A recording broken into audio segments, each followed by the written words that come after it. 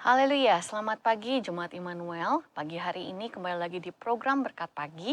Mari sama-sama kita mau merenungkan firman Tuhan di pagi hari ini sebelum kita beraktivitas sepanjang hari ini. Puji Tuhan, pagi ini kita akan membahas, kita boleh sama-sama buka di dalam Keluaran pasalnya yang ke-27 dan 28. Saudara, saya pagi hari ini tidak memberikan ayat pokok, namun kalau saudara boleh membaca dan merenungkan di rumah Keluaran pasal 26, 27, dan 28 mengenai pembangunan kemah suci.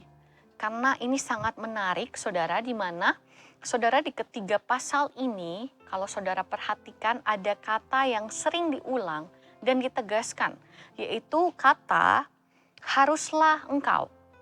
Haruslah engkau, dan ini merupakan perkataan dari Allah sendiri. Menjadi sebuah perintah Allah yang harus ditaati dan dikerjakan oleh bangsa Israel. Pada saat itu dalam hal ini, di dalam mendirikan kemah suci. Dan semua perlengkapan ataupun peralatan di dalam kemah suci. Mulai dari pelataran ataupun halaman luar, itu terdapat mesbah korban bakaran dan bejana pembasuhan.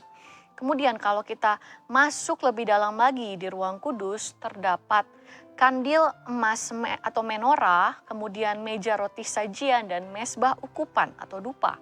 Kemudian kalau masuk lebih dalam lagi ke ruang maha kudus, di situ terdapat tabut perjanjian yang pada intinya melambangkan kehadiran Allah sendiri. Kalau saudara boleh baca, semua yang disebutkan tadi itu Tuhan sendiri yang menetapkan semuanya. Bahkan dari setiap detail, ukuran, lebar, tinggi, panjang, setiap perabotan dilapisi oleh apa, bahannya apa, dan harus ditaruh di mana.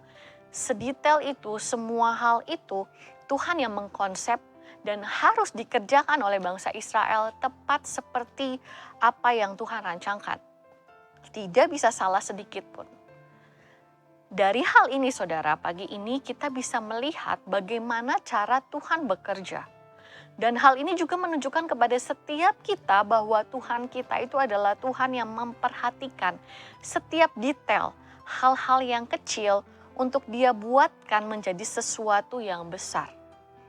Saya ulangi lagi, Tuhan merancangkan, memperhatikan setiap detail-detail kecil untuk Dia bisa buat itu menjadi sesuatu yang besar. Untuk kemah suci saja Dia bisa perhatikan sebegitunya, apalagi kehidupan kita sebagai anak-anaknya. Saya percaya Tuhan selalu memperhatikan sekecil apapun setiap persoalan di dalam kehidupan kita, setiap kebutuhan di dalam kehidupan kita. Saya percaya Tuhan selalu memperhatikannya. Dan saya tahu, saudara, sebagai manusia kita seringkali tidak nyaman apabila hidup kita diatur oleh orang lain sedetail itu. Apabila hidup kita diberitahu oleh orang lain harus seperti apa ke depannya, kamu harus seperti apa. Pasti sebagai manusia kita tidak nyaman dengan hal itu. Tapi saudara, pagi ini saya ingatkan kepada kita semua bahwa hidup kita ini bukan milik kita lagi. Pada saat kita sudah percaya kepada Yesus, kita menerima pengorbanan Yesus di kayu salib, kita jadi percaya, kita jadi tahu bahwa hidup kita ini sepenuhnya adalah milik Tuhan. Tidak bisa dipungkiri kita ini dari Tuhan dan diciptakan untuk Tuhan. Tuhan sendiri yang merancang kita sudah pasti, hanya Tuhan saja yang tahu kita lebih dari siapapun.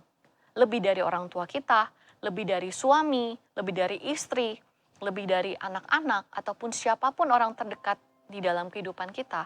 Tidak ada yang bisa menandingi pengetahuan Tuhan terhadap diri kita. Karena kita ini adalah ciptaan Tuhan. Kita ini adalah milik Tuhan.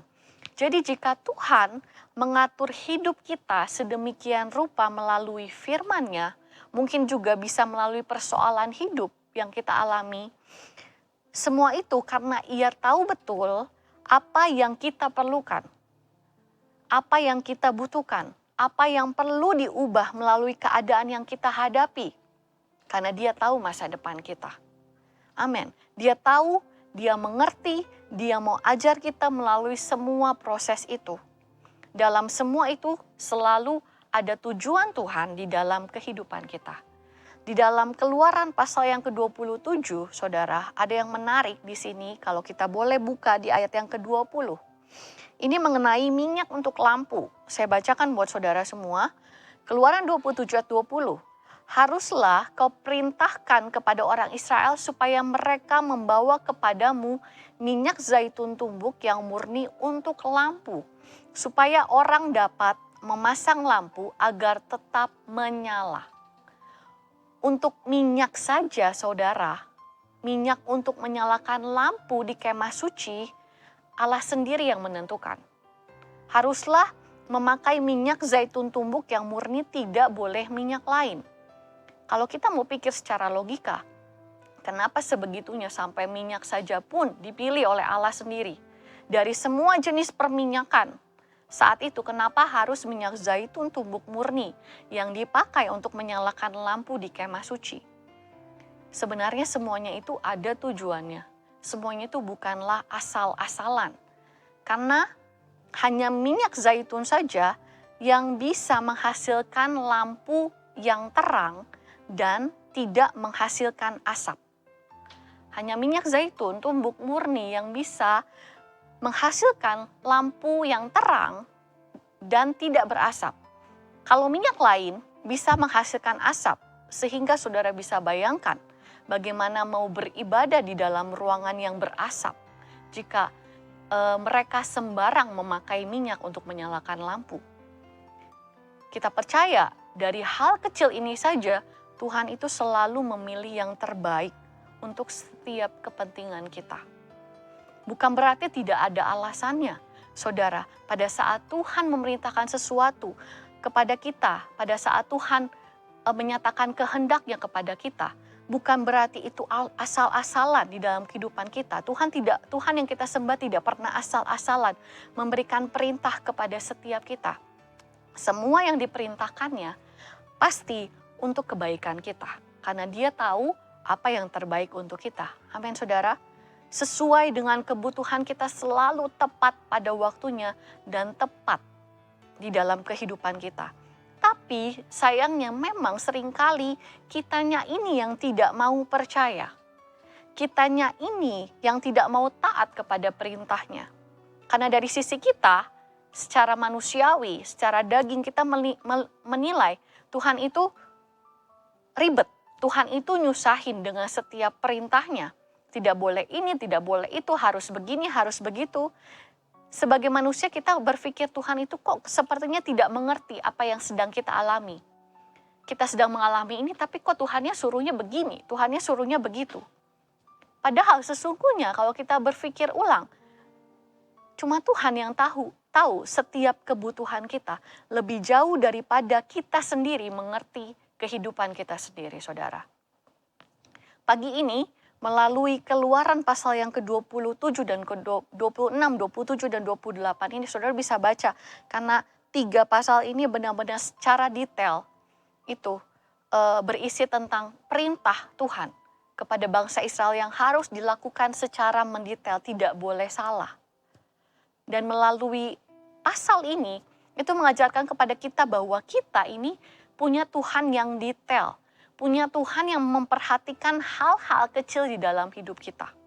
Dia tahu betul apa yang Dia perintahkan bagi kita. Oleh sebab itu kita sebagai anak-anak Tuhan, mari bagian kita biar kita mau belajar untuk mengerti setiap hari maksud dari kehendak Tuhan. Maksud dari firman-Nya. Bagian kita biar kita mau belajar untuk taat dan percaya. Walaupun kita belum melihat. Walaupun kita tidak melihat, kita mau belajar taat dan percaya akan apa yang Tuhan suruh untuk kita lakukan setiap harinya.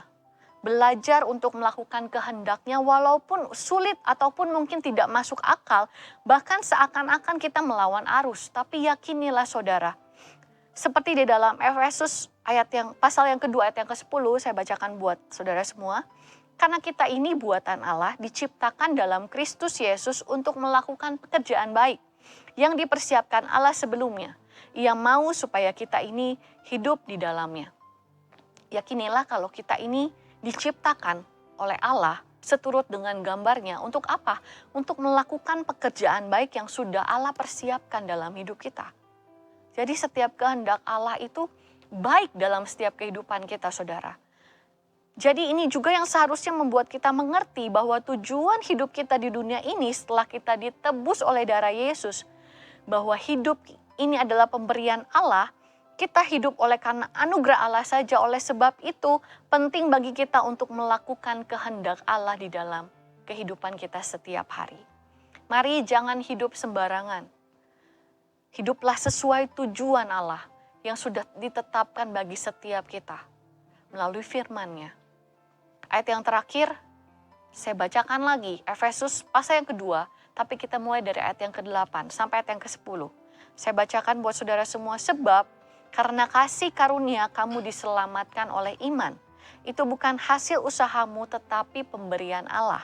Itu bukan hasil pekerjaanmu, jangan ada orang yang memegahkan diri. Ayat 10, karena kita ini buatan Allah, diciptakan dalam Kristus Yesus untuk melakukan pekerjaan baik yang dipersiapkan Allah sebelumnya. Ia mau supaya kita hidup di dalamnya. Hidup kita ini adalah pemberian Allah. Kita hidup untuk kita bisa melakukan apa yang menjadi kehendak Allah. Jangan khawatir saudara, sebab Allah yang kita sembah adalah Allah yang selalu memperhatikan sekecil apapun detail kehidupan kita. Ia lebih tahu dari siapapun, ia lebih mengerti setiap kehidupan kita. Puji Tuhan, demikianlah kebenaran firman Tuhan pagi hari ini. Immanuel, Allah beserta kita. Kami perlu